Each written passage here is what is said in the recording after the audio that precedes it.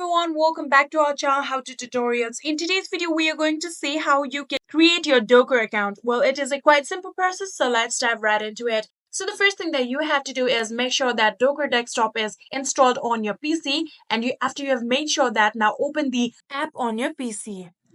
So after opening the app, what you're going to do is click on the option sign in right here. So after you've done that, here you can see this is the sign in page of Docker. And now scroll all the way down, and there you will be able to see the option of sign up right here. Click on it. And then in here, you can choose to create your account according to your need. Currently, you can see we're on the work right now.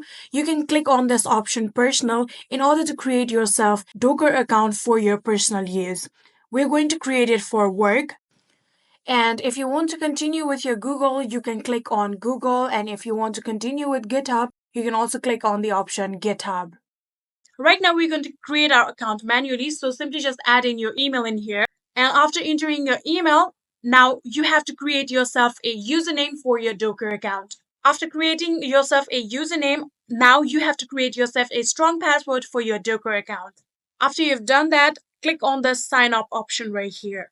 And in here, you can see we're on the sign in page of Docker. Now, in order to sign into your account, all you have to do is add in your username or the email address that you have entered before. And after doing so, click on continue and then enter the password that you have created earlier.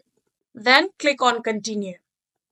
After doing so, here you can see you have now successfully created yourself Docker account. You can click on this specific icon that you can see right here, and then you can see your username right here. And that is it. That is how you can create yourself a Docker account. I hope this video was helpful to you guys. If it was, please do not forget to hit that subscribe button and like our video. Thank you so much for watching. See you in the next.